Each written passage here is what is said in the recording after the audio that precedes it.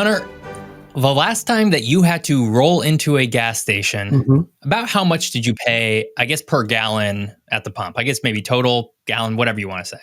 So how much did I pay per gallon? Last time I got gas, I think it was around $3.89, $3.85, which I think is pretty good these days. There's a gas station near where I live that's a little cheaper than some other places.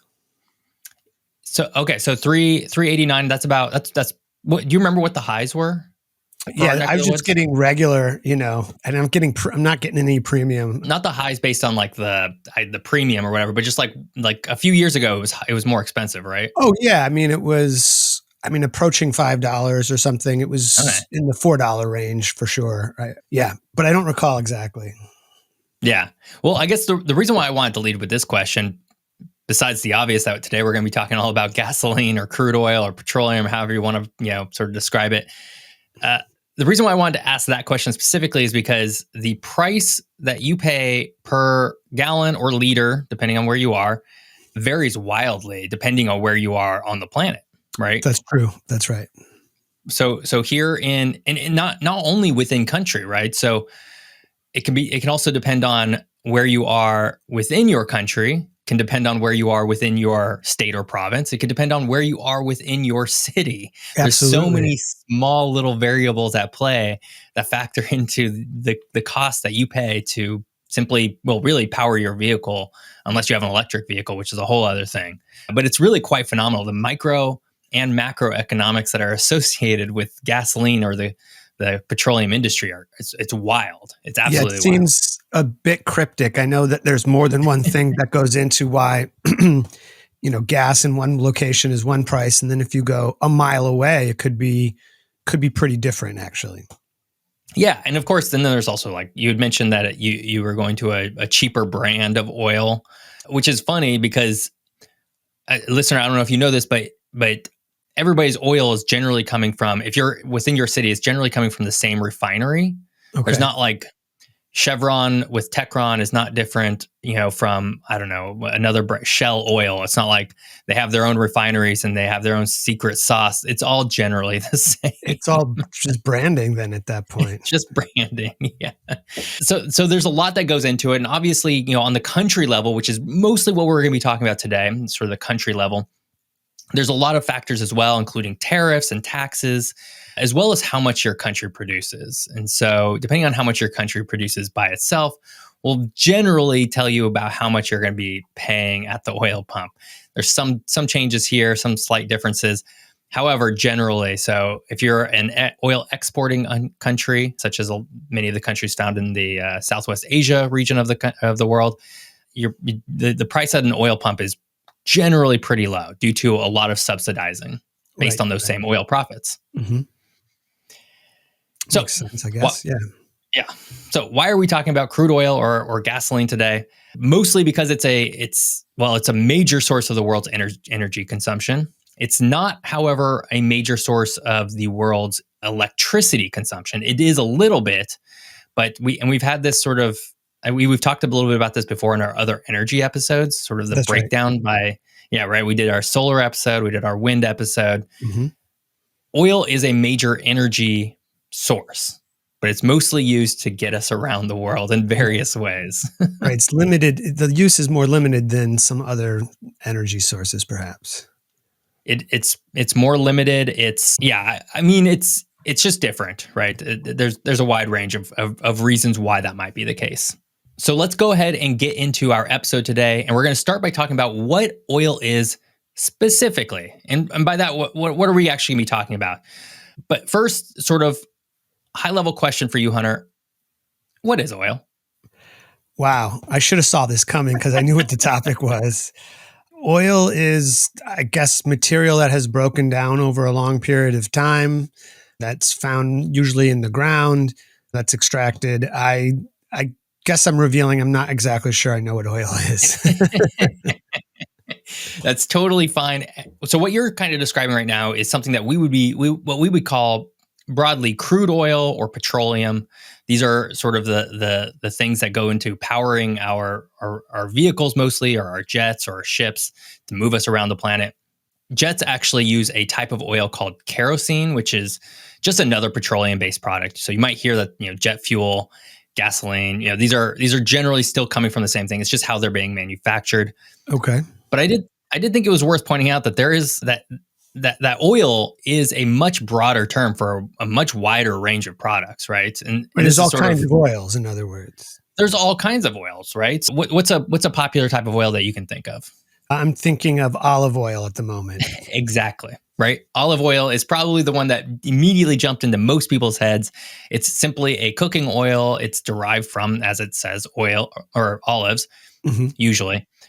And it's not at all anywhere the same as crude oil or petroleum. However, they still are both oils I guess because that's reassuring, I suppose. Yeah. yeah, because at its most basic, an oil is simply a type of liquid that is sometimes flammable. I would Right. say more often than not flammable, Okay. but one that mostly does not is described as one that does not mix with water. And that's an important Okay. qualification for what an oil is versus not an oil, because oil is at its most basic form a lubricant of some sort. Okay. The flammability of it is sort of kind of an afterthought. In fact, when we get to our history section, we're going to find that for the vast majority of our timeline, human uses of oil, it was not to burn things necessarily or to generate power. It was to expel water, right? Okay. Of Okay. some sort. Interesting.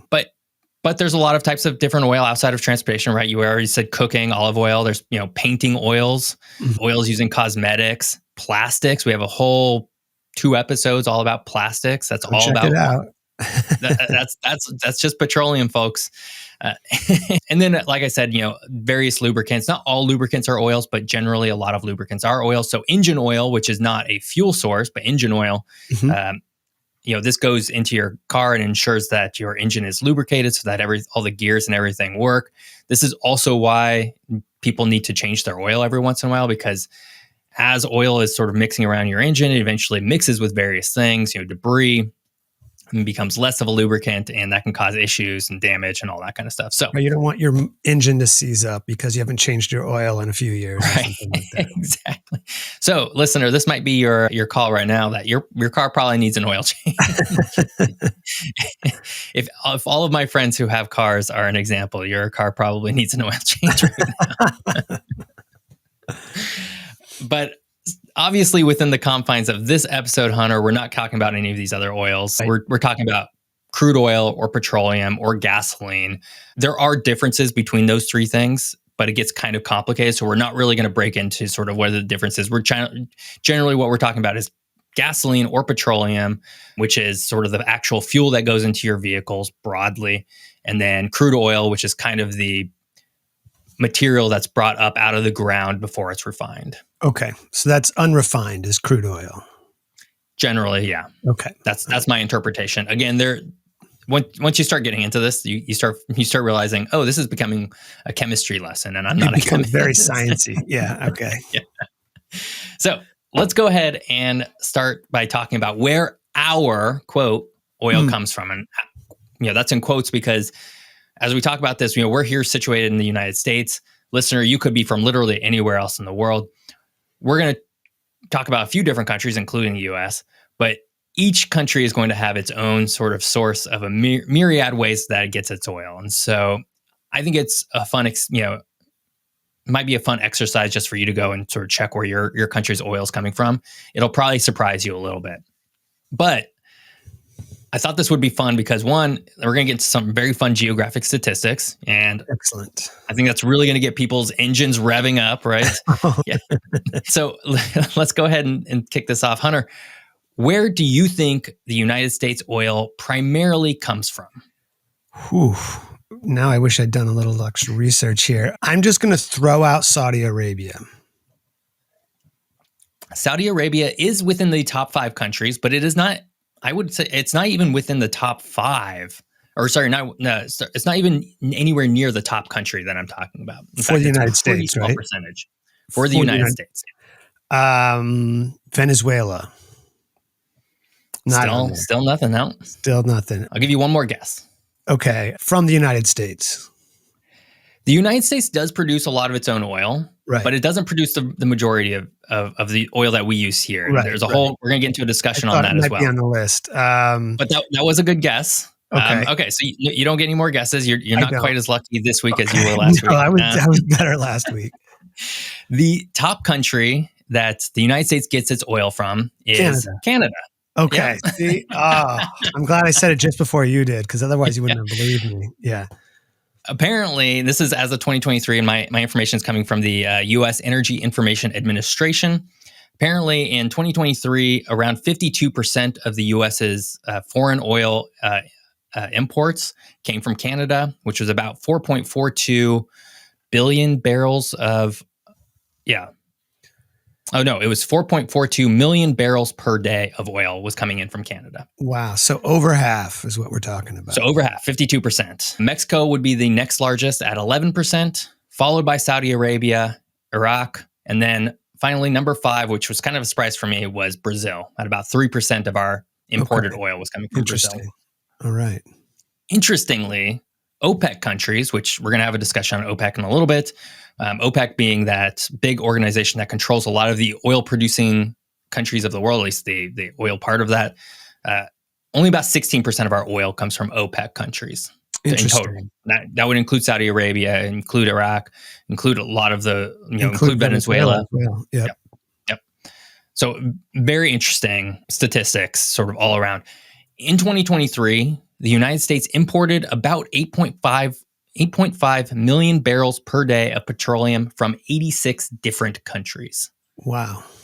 That's a wide panoply of oil producing places. I think it just illustrates, it illustrates the wackiness of this industry, right? And again, listener, we're not going to be able to cover every individual country, but go and look at your country's statistics on where your country's oil is coming from, because it's probably similar. And you might be surprised by who your top provider is. So is that easy information to find? I think depending on the country. Okay. Right. There's, I think the United Nations has a source that probably details this a little bit. And there's some like industry sources. The best source will always be sort of your country's own Bureau of Statistics, whatever that might look like. Right. So for example, for the United States, it's, the EIA. Some countries, it's not going to be as easy to find, right? So we're going to talk about China in a little bit, but the Chinese information I have is not coming directly from China because a lot of their information is not available widely. Right. So, okay. And that's just the fact of the matter. So there's an uneven geography of being able to find this stuff out. Absolutely. Yep. In 2023, also, the United States exported about 10.15 million barrels per day of petroleum to 173 countries and 3 U.S. territories: American Samoa, Puerto Rico, and the U.S. Virgin Islands. 173 countries is most of the countries. Most of the countries. Right. So you might have noticed that there's a little bit of a math discrepancy here. Right. The resulting total net petroleum imports, which is the imports minus the exports, were about negative 1.64 million barrels per day, which means that the United States was a net petroleum exporter of 1.64 million barrels per day in 2023. I'm so we not sure produced more. Yeah. We produced more than we needed to import, which means in theory we could have just supplied all of our own oil ourselves, right? Why would we ever need to import oil at all? Hunter, I feel like this might come as a surprise to a lot of people because I'm surprised by this. Maybe if I'd thought harder about it, but it does seem odd that this is the dynamic where we're exporting all this stuff and importing all this stuff. There must be some economic reason for it, but I don't know what that is. There is. Oh, there is. So this all happens because of a combination of economics and chemistry. And so the economics are relatively simple. That relatively is doing a heavy lift there. Right. But basically, overseas oil, even after shipping costs, is often cheaper than domestically produced crude oil. And this is because of what oil people call lifting costs. And that's the cost of actually getting the oil out of the ground. And that cost can be so much lower in some other countries. And so places like Saudi Arabia, it's much it's much cheaper to get that oil out of the ground than it is in a place like Venezuela. And that Okay. factors through a lot of economics throughout the world. Now, the chemistry side of it gets a little bit more complicated, but the reality is that there are certain refineries around the world that can process different kinds of oil depending on where that oil is coming from and how it's being extracted. And so when you combine these two together, there are simply, refineries here that can process certain kinds of oil, and there's refineries elsewhere in the world that can process different kinds of oil. And this all sort of factors into sort of why we still need to import oil despite the United States producing enough oil to meet all of our import needs. Okay, I'm sort of getting it, but it's still like, who's buying our oil then? I guess I don't know how that works. I guess places Yeah, that don't produce oil at all. I don't know. Places that don't produce oil, places that would have a refinery that is more attuned to the kind of oil that the U.S. produces, right? Okay. So the U.S. didn't always produce as much oil as it does today, and that's due to a variety of technologic factors. And so a lot of our refineries were built to basically refine the oil that's coming from places like Saudi Arabia. I see. And so Some of this that all has a refinement factor. happens here. Yeah, exactly. Yeah, refineries are I guess I shouldn't say all the refineries because I'm not actually 100% sure if every single refinery that's producing our gas is coming from within the United States borders. I see. There could be some small changes, but generally, yes, all of the refineries are located in the United States. So for us here in Oregon, there's a refinery up in Washington State. That's generally every gallon of gasoline you pump into your car within Portland is probably coming from that refinery. Interesting. Probably. Yeah. Huh. Let's move on because we're already getting a little long in time here, and turn our attention just a little bit to the other big, really really big oil consuming country, which is China. So Okay. China, the world's largest importer of crude oil, imported 11.3 million barrels a day in 2023, 10% more than in 2022. So quite a lot of growth. Do you want to take a guess at who China mostly imports from? Who does China mostly import from? Not feeling real confident based on my earlier responses. I'm going to go with Saudi Arabia. Saudi Arabia is number 2, and it's Okay. relatively close. They import around 1.7 million barrels per day from Saudi Arabia. Okay. However, they import mostly from today Russia, and so Interesting. Okay. Obviously the war in Ukraine necessitated a lot of sanctions against Russia that prevents a lot of other countries from purchasing oil and natural gas from them.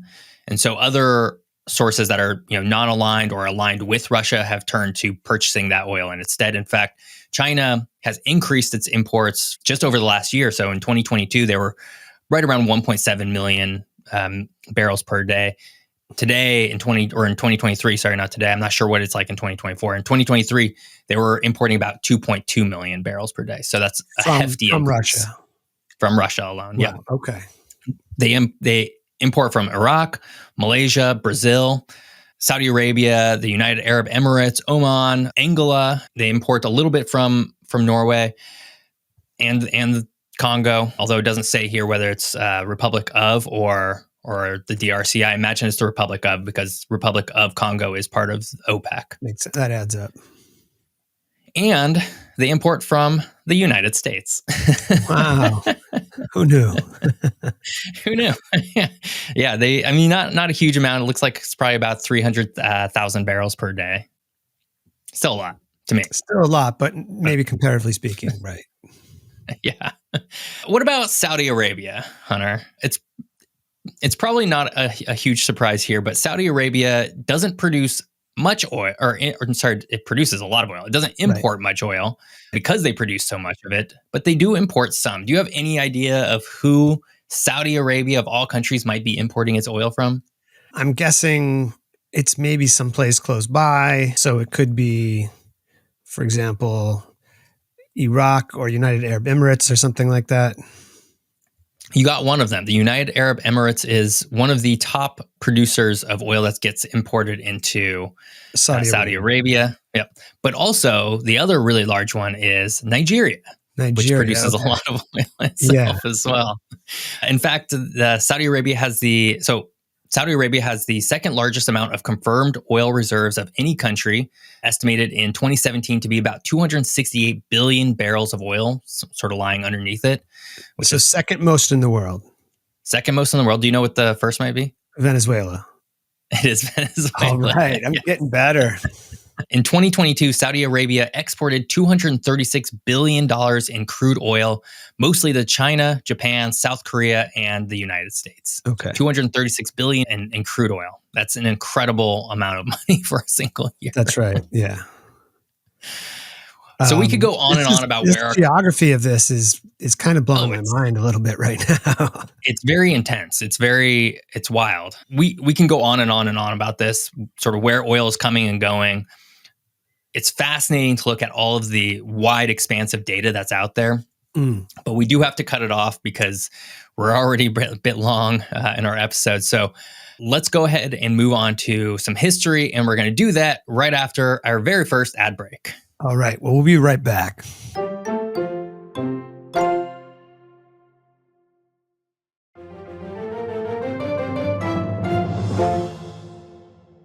And we're back. We are talking about geography of the oil industry, crude oil, petroleum, however you want to describe it.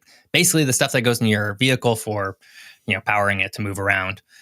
Now, before we begin, we're going to talk a lot about history right now. Before we begin, I want to say that this is a quick and dirty history of the petroleum extracting industry. We often make this caveat that we're hitting the highlights. I would argue that we're hitting the highlights of the highlights in today's episode. The cliff notes of the cliff notes. Yes. It is. Yeah, it's there's a lot of information out there, and we're going to talk about sort of some of the sources of information as well. But there's just so much things happening at so many different parts of the world at so many different points in time that it's almost dizzying in its expansiveness. There's you can go in any direction and find a volume, probably write a book about any one of these very specific events. Easily, So we're just going to try and hit some highlights. And so before we do that, let's go ahead and step back way into ancient times and talk a little bit about how crude oil is formed, basically. So again, obviously this is very, very high level, but millions of years ago, algae and plants, a lot of them would live in sort of shallowish seas. And after dying and sinking to the seafloor, this organic material mixed with other sediments and would eventually get buried over, hundreds of thousands, millions of years. And so during this millions of year period, high pressure and high temperature, just by the earth doing what the earth does, the remains of those organisms would transform into what we know today as fossil fuels. And this would be not only, crude oil, but also natural gas and coal, right? These are the things that we have extracted, from the ground. They're called fossil fuels because at one point, I think they were generally considered to be dinosaur bones that were creating this. And there might have been a little bit of that, but it's not, from what I could tell, not actually most of our oil is not coming from old dinosaurs. It's actually coming from plant material. Okay, so that's the fossil part. I got it. Yeah. That's the fossil part. Yep. Today, petroleum, crude oil, is found in vast underground reservoirs where ancient seas were located. And so this is largely why oil and petroleum extraction is highly contained in very specific geographies, right? So Saudi Arabia, for example, or Iraq, or Southwest Asia more broadly, if that's how you want to sort of look at it. At one point, there's a lot of oil there, right? There's a lot of oil sitting underneath all of those countries. And at one point, there was an ancient sea that happened to have a lot of these plants. And that's why it's there, rather than say, well, let's see, what's a country that doesn't really produce? Germany. Germany doesn't really produce all that much oil within Germany itself. So, right, there was no ancient sea there. And so these are sort of the things that happen. We didn't really talk about this specifically, but we have a whole episode on Pangea, which sort of talks about sort of the geographic locations of some of these old things. And so you can go and listen to that episode and get kind of a feel of that. It's interesting how often we're referencing the way back, but it's all necessary context. So this is good. Absolutely. Yep. So that's how it formed, but we're a geography podcast, obviously. And we mostly focus on the human element of things, right?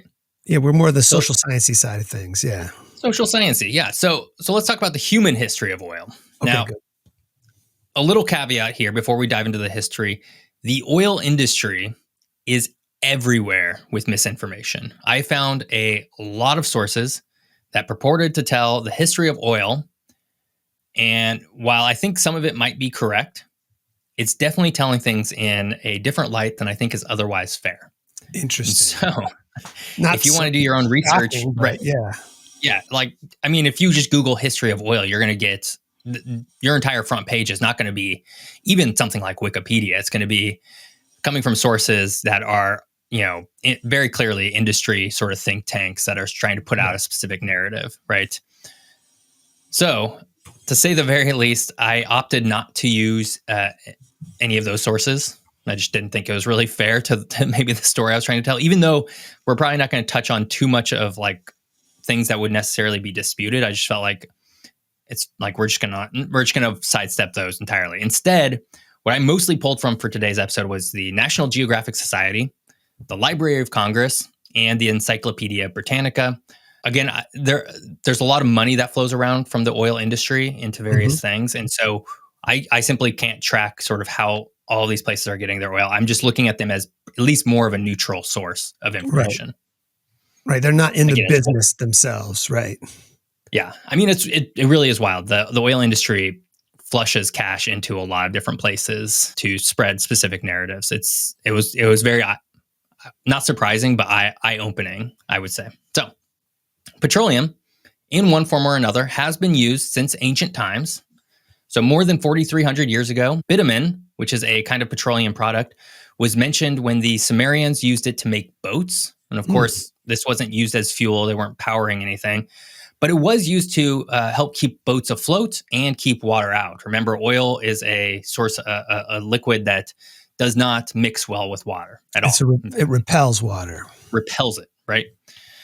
And also, according to Herodotus, who seems to be making an This is appearance every amazing. episode, Frequency in which Herodotus makes an appearance in our podcast. according to Herodotus, more than 4,000 years ago, natural asphalt was employed in the construction of walls and towers in ancient Babylon. And Hmm. so, not sure to what capacity. He didn't really seem to expand on that, or I didn't find where he did expand on it. But this is just another instances of it being used in ancient times. Other places that would have some involvement with oil prior to how we use it today. So China, for example, has records of some uses. Apparently, by the 7th century, Japanese engineers discovered that petroleum could be burned for light. Hmm. Oil was eventually distilled into kerosene by a Persian alchemist in the 9th century. Kerosene, Wow. of course, being the product that helps our jets fly around these days. You might Of use it course, for your grill as well. you might use it for your grill as well. Yeah, I was just going to say, of course, the Persian alchemist was not using it to fly around the world in the 9th century. Right. Or for barbecuing. Or maybe it was. I'm not sure. Yeah. Maybe barbecuing. I don't know. Maybe it was used as a cooking oil. I have no idea. But let's go ahead and jump ahead, because it would take until the middle of the 1800s Okay. for modern drilling and uses of oil to really emerge. Now, this is where history kind of takes its toll, because I have differing information of sort of what and where the first oil wells were located. So, the National Geographic Society says the very first oil well was found, or was created in 1853 in Poland. Hmm. So that'd be Central Europe. Meanwhile, the Historical Dictionary of the Petroleum Industry, which I did check, did not seem outwardly appear to be influenced by the petroleum industry, says the first drill was located in 1859 in Pennsylvania. So Pennsylvania. I don't know why there's a discrepancy here. Maybe there's some slight differences in what each are considering to be a well versus drill versus what have you. But There's so many ways to define things. We come across this all the time. Right? What's the exactly. tallest mountain? Well, how do you want to count it? That kind of thing. Exactly. Yep. In 1875, crude oil was discovered by David Beatty at his home in Warren, Pennsylvania. And so this led to the opening of the Bradford oil well, which by the 1880s produced 77% of the global oil supply. Wow. So that's market share right there. that is market share, which I don't think, I know a few people from Pennsylvania. I don't think that most of them would have guessed that Pennsylvania, of all places, was once basically the largest oil producer in the world. In fact, had heavier sort of exporting percentage than any of the oil countries we know today as being oil countries. Yeah, I mean, if I think Pennsylvania, I'm thinking maybe Hershey's, but I'm not sure I'm thinking major source of petroleum. Now, granted, Hunter, this is also during a time when the oil industry was still relatively small, right? Right. And there wasn't, they had market share, but that market wasn't that big at that time. No, I mean, 1880s, there wasn't a lot of, I mean, there wasn't any personal vehicles during that time. People were still buggies and coaches and horses, so there wasn't that Walking. industry. Yeah. Walking. I don't know what they were necessarily pumping oil for it during that period of time. Maybe there was some early like power generation. I don't know. Maybe some I didn't do the machinery, industrial machinery, perhaps. Yeah. I don't know. Lawnmowers, maybe not yet, but yeah. Right. So this was 1880, 77%. However, by the end of the 1800s, the Russian Empire, particularly the Chernobyl company in Azerbaijan, had taken the lead in production. So just a decade and a half later, that lead was already overseas, sort of more closely associated to the area that we now associate with oil production. Azerbaijan, if you're listener, if you're not super knowledgeable about where it's located, it's sort of the Caucasus, a little bit north of Iran. Break out your atlases, as you should. Break out your atlas. Yeah. Unless you're driving. Or if you're watching on YouTube, here's a little map of it. Okay. There you go. The U.S. would have exponential growth in its oil extraction, however. So in 1859, the U.S. was pulling about 2,000 barrels per year of oil out of the ground. 10 years later, in 1869, it was pulling 4.2 million barrels per year. That's a jump. And then by 1906, it was extracting more than 126 million barrels per year. So that's a lot. Yeah, things move quickly. And then jumping to today, what was our number? It was like 10 million barrels per day. Right. So do the math, and that's how much oil that the U.S. is pumping out. It's a lot. All this is to say is the oil industry really started to explode in the early 1900s as vehicles and transportation technologies improved to be using this technology, to be able to use oil as a energy source. And we did an automobile episode, didn't we? Right. We have a whole episode about the U.S. automobile industry. That's right. So go check that out. We have an episode about the air travel industry. These are both industries that use oil as a crude oil, petroleum as an energy source predominantly. Mm-hmm. There are some changes coming in the future. We might talk a little bit about those later in the episode. And we actually, in a future episode that's coming up, not too distant future, we have an episode coming about trains. So that also uses oil and petroleum. So we'll have all three sort of represented in some sort. But again, because we just don't have time to dive into all of the vast array of history, right? I mean, there's Standard Oil and Chevron and like all these different, companies that each have their own vast, array of impact within the industry and the world at large. We don't have time to dive into, each one of these. I wanted to spend a little bit of time talking about one specific organization that has had a really tremendous impact on this industry at large. Hunter, who might I be talking about? I believe this is the Organization of Petroleum Exporting Countries, or OPEC. It is 100% OPEC. It could only be OPEC, right? That's OPEC right. is... That's it, yeah. OPEC is I mean, it's so expansive in its reach. So let's talk a little bit how it got founded and sort of why it was founded. And actually, Hunter, do you have anything else you can tell us about OPEC? I'm curious if you have sort of some ideas about who's involved, that kind of stuff. They're not all of the oil producing countries, obviously, but a number of them, and some of the major ones, are part of an organization that will decide on what the price of oil should be in order that it benefits their member states. And sometimes that price is raised, sometimes it's lowered. There's a lot of geopolitics that can come into that. So that's part of what I think OPEC is involved in. That's great. I think that's exactly what OPEC is. So let's go ahead and jump back in time a little bit and talk about sort of when it was established. So OPEC was established at a conference held in Baghdad on September 10th through the 14th, 1960, and was formally constituted in January 1961 by 5 countries: Saudi Arabia, Iran, Iraq, Kuwait, and Venezuela. Now, one of those definitely stands out from the others, Right. right? It's Venezuela, which is not a Southwest Asian country. It's the only one that's located in South America. Right. Yeah, But it's this is a cartel is what this is basically. it is. We're going to talk a little bit about what that means, and there there there are debates over whether it's actually an effective cartel or not. And so we're going to talk a little bit about that.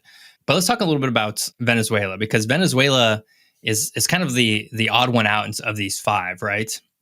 So perhaps not known to most, but Venezuela was actually the country that was originally pushing for OPEC to be founded. This was not something that originated within the Southwest Asia or by Saudi Arabia, which I That's thought was new very too. interesting to learn. Yeah. Yeah. Yeah. Well, and it's because Venezuela during this time was producing so much oil. It was producing a lot of oil for the world and really felt like it had the means and the power to control a lot of the supply if it was able to be helped by other oil exporting countries, such as the ones that would go on to found OPEC. And so this was obviously very orchestrated. And the reason why I want to talk about Venezuela specifically is because Venezuela, and we already mentioned this earlier, is the country that has the most confirmed amount of oil underneath it by quite a bit. I think definitely about 20 billion barrels per day. I don't have the graph right in front of me. However, its actual amount that it produces today has fallen drastically since basically around 1960s, 1970s. So it used to produce millions of barrels per day. I think last time I checked, it was producing less than 1 million barrels per day. And this has a lot to do with sort of the extraction process that we talked about earlier, right? Okay. Oil in Venezuela is not easy to get to, and it can be very costly. Now, there are other aspects at play as well. When I was researching Venezuela, there was like corruption issues that was going on out there. They have a nationally owned oil company. So there's that aspect as well. However, it's just the simple fact that oil is very costly to produce and extract in Venezuela. And this is why, just jumping to sort of very recent history, this is why Venezuela is trying to annex a part of Guyana, which is its next door neighbor, Right. because Guyana has recently found a lot of oil inside this exact same region, and Venezuela needs more sources of oil because it needs to produce more. So it's a very interesting sort of story. And this isn't about Venezuela specifically, but I wanted to highlight a little bit of additional information about them because I think it just tracks as being kind of the odd one out a little bit throughout OPEC's history. It's a great illustration of just how involved oil is in various geopolitics throughout the world. Absolutely. Yeah. It's huge, right? Oil, for a lot of these countries, oil controls and consumes all. So, fun question before we jump into some more oil, sort of OPEC stuff here, Hunter. Do you know where OPEC's headquarters are located? Well, now I'm torn between two possible answers. I would have said Saudi Arabia, which I think could be the answer. But since we're talking about Venezuela so much, it makes me want to say Venezuela. But I'm still going to go with Saudi Arabia. It is neither. In fact, did not see that coming. I don't know if you would have ever guessed this because I saw it and I was like, oh, I totally would never have guessed it. The OPEC's headquarters are located in Vienna, Austria. See, that would not been on my top 25 first guesses, I don't think. And I think it's interesting too because one, like Austria is not an OPEC country, right? So it's interesting that their headquarters is located there. But maybe there's a reason for that, right? There's a lot of certainly when this was founded, there was still a lot of geopolitical power in Europe. Right. I would argue still today there's a lot of geopolitical power there. Austria used to have a big empire. If anything, I would have guessed Switzerland because of their funny banking laws, but I guess it's Austria. Wow. Yeah, they did at one point. They were founded at one point in Geneva, Switzerland, and they moved to Vienna. And I'm not exactly sure why. I didn't really dive into why they moved. It's just felt sort of extraneous to all of the other stuff that we were covering today. But I thought it was interesting that they were there in the first place. So Geneva to Vienna. Let's keep moving. So today there are 12 full members of OPEC, and there are 10 affiliate members in 4 countries who were a part of OPEC, but have since left. And so the countries that are still a part of OPEC are Algeria, the Republic of Congo, Equatorial Guinea, Gabon, Iran, Iraq, Kuwait, Libya, Nigeria, Saudi Arabia, United Arab Emirates, and Venezuela. And so that's a pretty wide spread of countries, sort of mostly within Southwest Asia, Africa, and then Venezuela in South America. Mm-hmm. However, there's also additional countries that are known as OPEC plus, and these are they're non-member countries that also participate in the organization's initiatives, such as voluntary supply cuts. We're going to talk about sort of supply cuts in a little bit, but they're otherwise not bound to any sort of official policy by OPEC. So these OPEC plus countries include Azerbaijan, Bahrain, Brunei, Brazil, who we mentioned earlier, supplies the U.S. with some of its oil, Kazakhstan, Malaysia, Mexico, Oman, Russia, South Sudan, and Sudan. So altogether, OPEC countries are represented in some capacity, either as full members or affiliate members on every continent except for the Oceania region, Australia continent, and Antarctica, I guess. Okay, right. But there's no countries in Antarctica, so it wouldn't be. Not yet. A thing. There are members who have joined and have since left. And so Angola in Southern Africa, Ecuador in South America, Indonesia in Southeast Asia, and Qatar in the Southwest Asia have all joined and then left. In fact, Qatar recently left in 2019, Ecuador in 2020, Indonesia in 2016, and Angola just most recently left in 2023. So very recent. Interesting. Very recent, yes. They decide to go it alone, I guess, huh? Yeah, and there's always different things at play here, right? There are times when OPEC is trying to control prices around the world, but we have to remember when they control prices and they bring their supply down, they're also hitting their own budgets as well. Right. So some countries don't want to participate in that. Right. They want to just sell as much as they can. They don't want to voluntarily restrict what they export. Right, because as you pointed out earlier, right, OPEC was largely formed to control the price of oil around the world for their gain, right? So Venezuela originally wanted to sort of, have this sort of power. They wanted some other countries to help them do this. There is debate about how good and effective they are at actually doing this. So because OPEC itself, the countries itself, have been beset by numerous conflicts throughout its history, there are some experts have concluded that OPEC is not actually really a cartel at all, or at least not an effective one, and that it has little, if any, influence on the amount of oil produced or its price. And so let's take Iran and Saudi Arabia, right? These are two very highly oil producing countries, both based in Southwest Asia. They are geopolitically and culturally rivals on a lot of levels. Generally, they don't really like each other very much. And so when one is trying to promote a decrease in the oil supply or an oil price cap of some sort, the other one doesn't typically follow along very often. And so when you have these kinds of internal sort of squabbles and you can't act as one sort of entity, then the effectiveness of your cartel basically becomes nothing. Right. It becomes compromised. Yeah. It becomes compromised, right? Now, and so there are other experts, it's worth pointing out, that believe that OPEC is an effective cartel, though it's certainly not been equally effective at all times.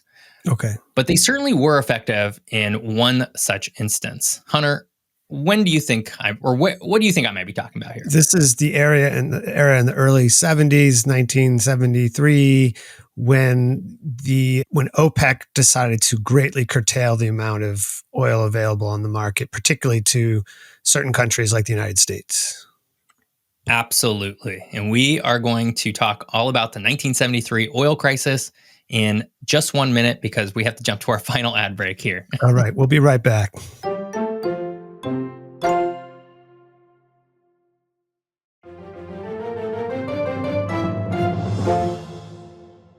And we're back. We are talking about the geography of oil. We just ran through a bunch of history and we just talked a lot about OPEC. Now we're going to jump to the 1973 oil crisis and sort of what built up to that and sort of, what the impacts were. And mostly we're going to talk about how a block of OPEC countries led by Saudi Arabia caused a major disruption in the oil prices within a few key countries. So here's our caveat once again. The 1973 oil crisis is built on a lot of different historic events that we're not going to really, it's going to be a high level sort of, mention. We're not going to talk super a lot about them. However, we'll try and touch on them as much as possible. Mostly what we want to get at is sort of like the impacts, right? So Right. in October 1973, the Organization of Arab Petroleum Exporting Countries is a little bit different from OPEC, although sometimes they feel synonymous with each other, but these are just a smaller group of OPEC, announced that it was implementing a total oil embargo against the countries who had supported Israel at any point during the Fourth Arab-Israeli War, which began after Egypt and Syria launched a large-scale surprise attack in an ultimately unsuccessful attempt to recover the territories that they lost to Israel during the Third Arab-Israeli War. We're not going to get into either of those wars here. It was very complicated. And they're just two of several others that happened within a pretty short period of time. Exactly. In that era. Yeah. Yeah. I mean, just like really high level, right? So, Israel, declared independence and almost immediately faced a lot of aggression from the surrounding Arab countries. I don't think that's a surprise to anybody today. Right. This is still, in some capacity, still going on today. So absolutely, clearly it is. Yeah. Yeah, clearly, right. So 1973, the oil embargo starts happening. This was an effort led by Saudi Arabia. The initial countries targeted were Canada, Japan, the Netherlands, the United Kingdom, and the United States. This list was later expanded to include Portugal, South Africa, and a country known as Rhodesia at the time, which I believe now is Tanzania. Mm-hmm. So Rhodesia was, I believe, a colony country, and that's an episode for another day. Named after Cecil Rhodes, who this prestigious scholarship is named after, the Rhodes Scholarship. Right. Yep. The country's named after the same individual. Yep. So in March 1974, the embargo was lifted, but the price of oil had risen by nearly 300%. So from $3 per barrel to $12 per barrel globally. I didn't check what it's at today. If I recall correctly, at certain points it's been over $100 per barrel today. So pretty expensive today. But that was, over a single year, 300%. That's quite the shock to the system. So let's talk about the impact on the United States first, because that's where we're located. That's sort of, what our immediate experience can speak to best. So some researchers regard the 1973 oil price shock and the accompanying 1973-1974 stock market crash as the first discrete economic event since the Great Depression to have a persistent effect on the U.S. economy.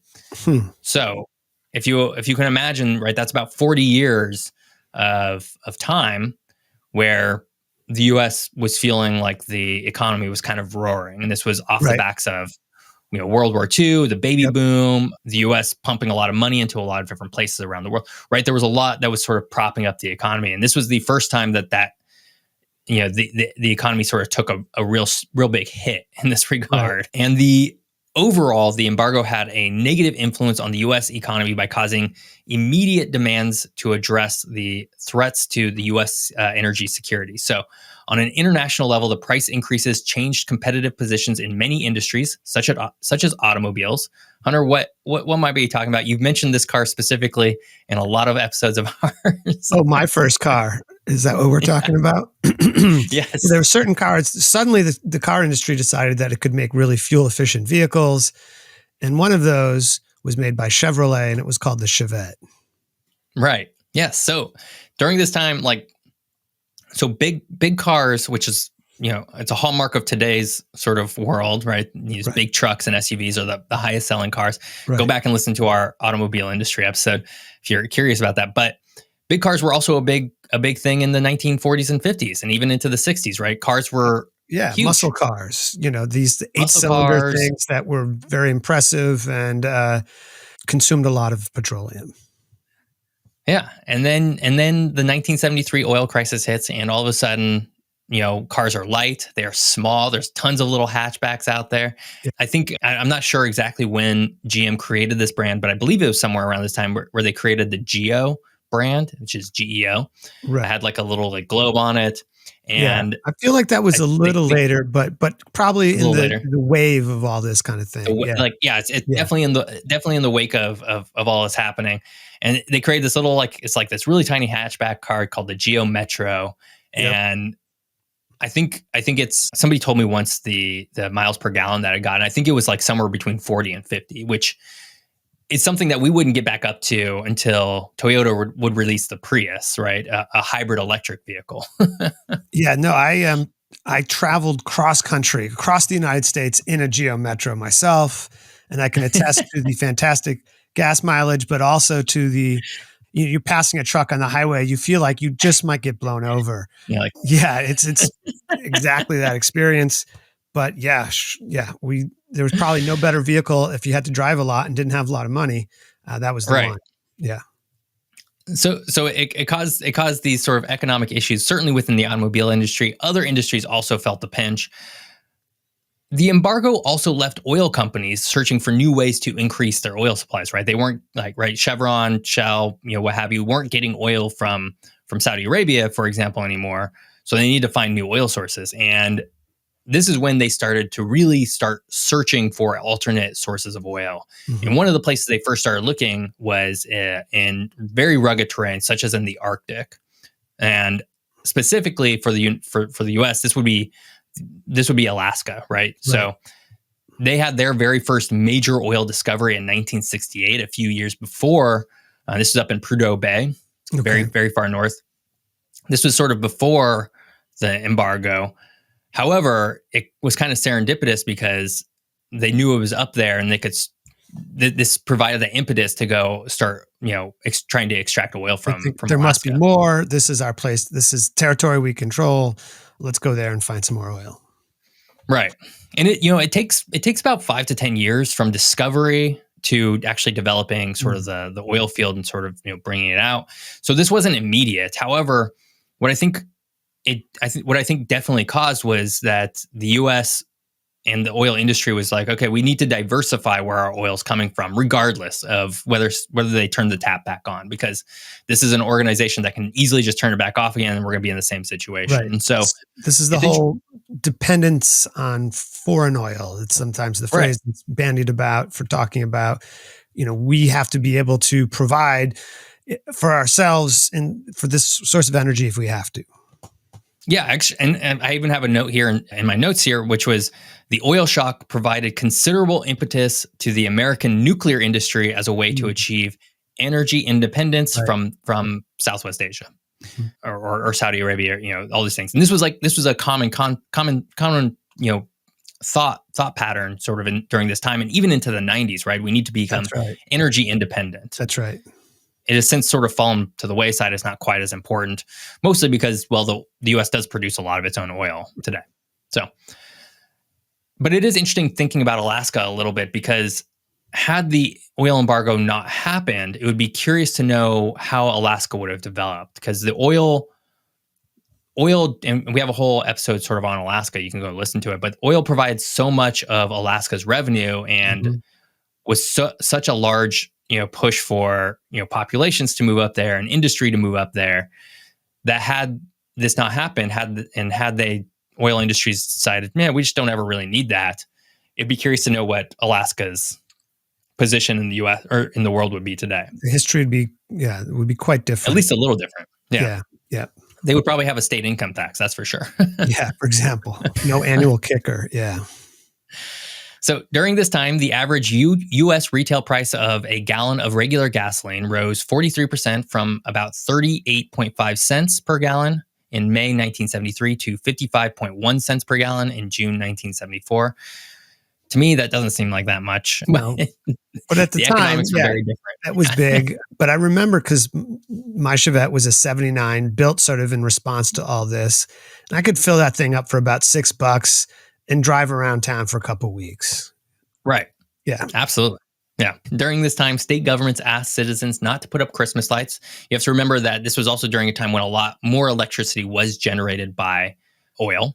Right. A lot of people if you go back far enough, people had oil tanks buried in their Right. yards that would be refilled once in a while. And that was one of the main ways of getting electricity. Electricity and heat. Yep. Heat. Oregon, where we're located here, Oregon outright banned Christmas and commercial lighting altogether during this time, Christmas apparently. there's no Santa Claus this year. That's right. No Santa Claus. OPEC canceled Santa Claus.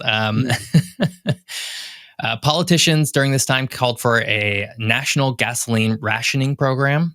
And Nixon, who was president at the time, asked gasoline retailers to voluntarily not sell gasoline on Saturday nights or Sundays.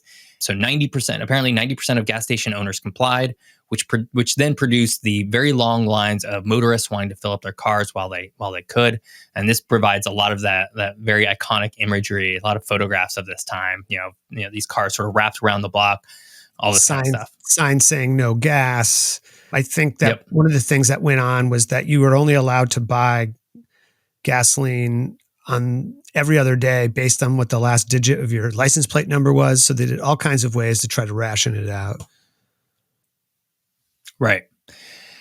And this wasn't only felt in the US. I don't really have specific statistics about other countries, but places in the Netherlands, for example, were equally felt. In fact, I've read that this was one of the impetuses for the Netherlands to switch to a bicycle-heavy transportation mode country, in addition to some other things such as safety. Right. This was also one of them, right? That gas was becoming very expensive, and they're a small, flat country, and so they could do different things over there. Not So to say the U.S. couldn't do something. They like adapted that, a little bit differently. Yeah. They adapt a little bit differently.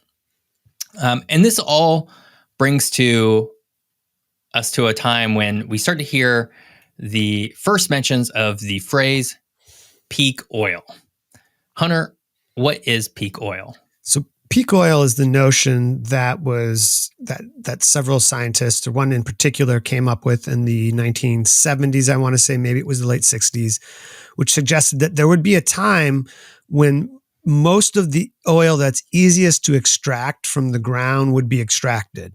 And then to get further oil, you would have to spend more energy and more money in order to get that oil. So the idea of peak oil is that's the peak of when the most affordable oil was extracted, and from then on, oil would be more expensive.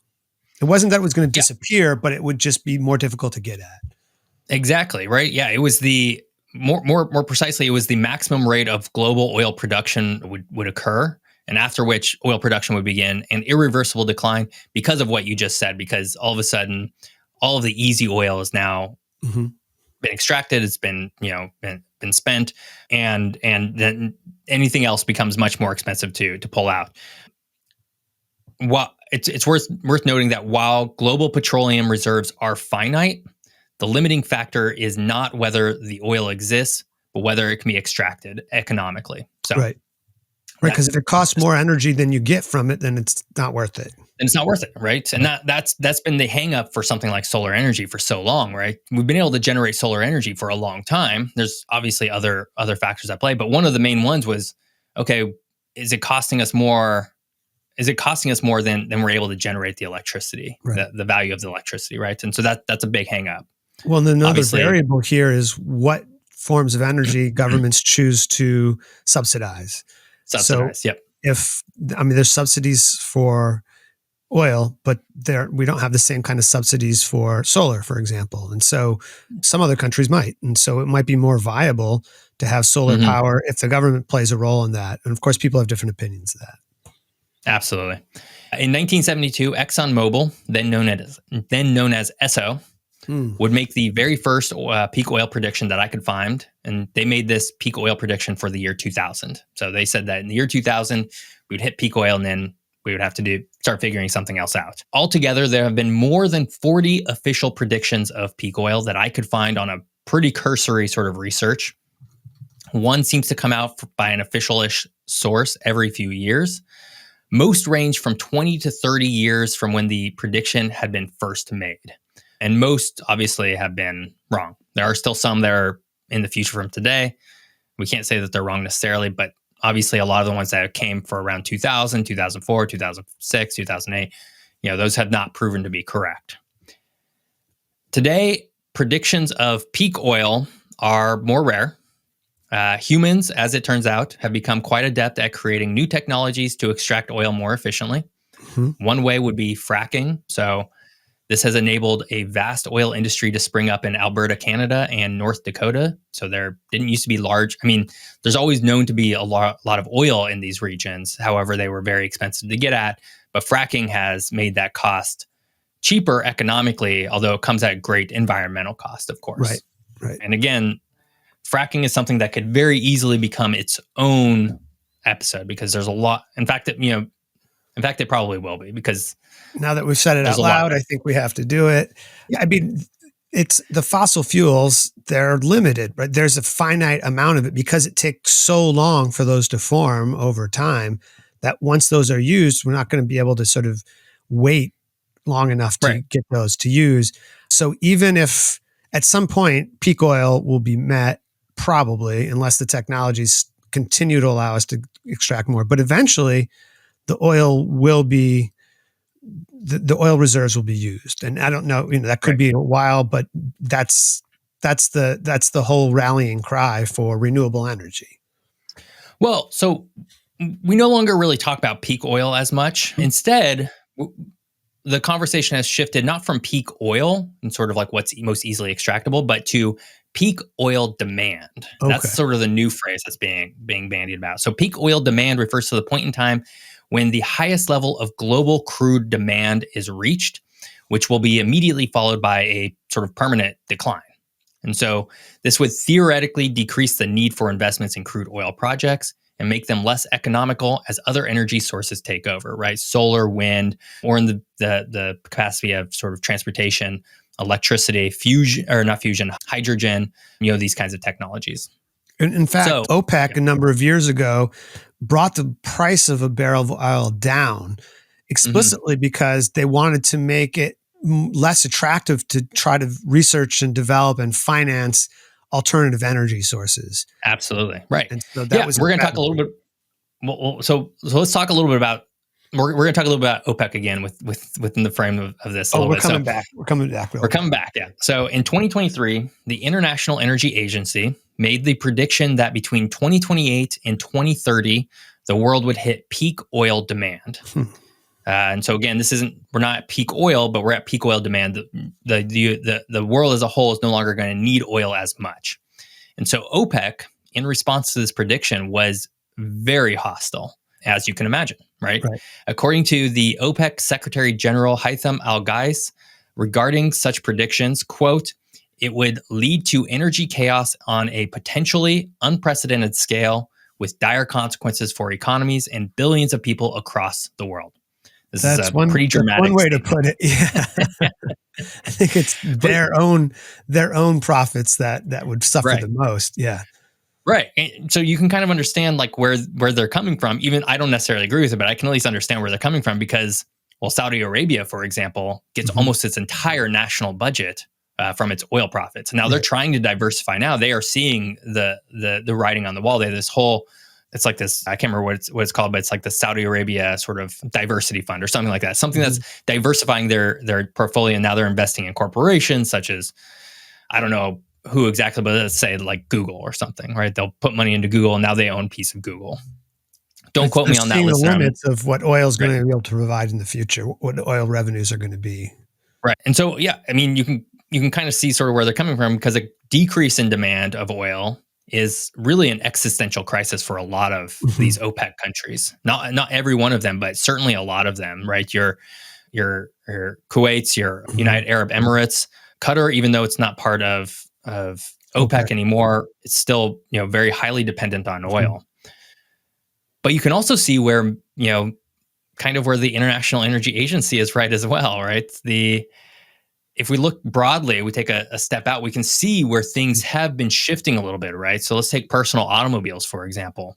One of the largest uses of petroleum today is having a moment where countries, states and provinces and people are pushing for more electric vehicles, right? This is where we were 5 years ago with electric cars versus today has been pretty dramatic. And I think that's very scary for some of these some of these countries, certainly. Absolutely, it This is. also Yeah. Yeah.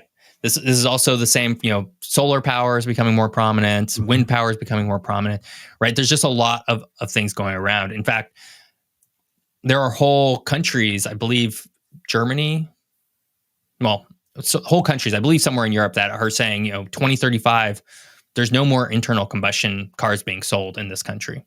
Well, and there's And certain that's states in the United States that have committed to right. that as well. I believe It California, Oregon, and Washington Yeah, have all made that I proclamation. think it remains to be seen whether that happens or not. And then the other thing is that means that no new vehicles can be sold in those Right. states that are internal combustion. You can still have your old vehicles, and you can also go to a neighboring state that maybe still sells them and bring Right. it to Oregon, California, Washington, and register it. But it's a step in that direction. So it'll be interesting to see how that plays out Absolutely. because that's not There that far is away. It's not that far away now. There's a whole lot more to say and a whole lot that we didn't even get a chance to say. In fact, I pulled together a whole episode, a whole section, sorry, not episode, on oil disasters such as the Exxon Valdez and the Deepwater Horizon. But this episode would have quickly just become, would have easily become 2 hours long and still probably not really done Sounds them like a part justice. two to me. Yeah, So it will be a part two, not sequentially, but we're going to get to it down the line. in the future. Yeah. So with that said, Hunter, who are you? Where can people find you? I'm Hunter Shobi. I'm a professor of geography at Portland State University. I'm co-author of Portland is a Cultural Atlas and Upper Left Cities, a Cultural Atlas of Seattle. San Francisco, Portland, and Seattle. David Banas is my co-author, and I am co-host of this podcast, Geography is Everything. Yeah. And my name is Jeff Gibson. You can find me obviously right here on this podcast, but also over on YouTube. That's YouTube, Geography by Jeff. You can sort of just search that in Google. If you liked what you heard today, please rate and review us on Apple Podcasts, Spotify, or wherever podcasts you use. It really helps us out. If you want to, or if you're watching on YouTube and you like this, please like and subscribe to us there as well. If you want to find us over on Substack, you can. It's just geographyIsEverything.substack.com. You can get this basically sent directly to your email. Pretty handy. 100% free, so you don't have to worry about paying for anything. Finally, well, let's just move on to what next week's episode is going to be. I've been talking for an hour and 12 minutes now, I think. Right. This was going to be this week's episode, but we've pushed it back a little bit, so some more research could be conducted. But the topic for next week is the Nile River, which is also another massive topic. It's another massive topic. Yeah. So we need a little bit of extra time, but I also think, it's kind of serendipitous because, Egypt isn't necessarily part of OPEC, but it's sort of playing in sort of a similar sort of playground within a lot of the countries we were talking about today. So I kind of like how it's pairing up a little bit. So we're going to stay sort of in this geopolitical realm of Northern Africa, I guess. Does the Sinai Peninsula fall in Asia, Southwest Asia, or Africa? I'm not actually sure about that. I suppose it depends who you ask. Well, I think if you ask the Egyptians, it might be a different answer than if you were asked people in Israel, for example. Yeah. But maybe we'll get to that. Certainly, Egypt will be a major part of that conversation, but there are 11 countries within the Nile River basin, so we'll be talking about some of those as well. Awesome. Can't wait. So come back next week to learn all about the Nile River. And I guess until then, well, we'll see you next time. Thanks for listening.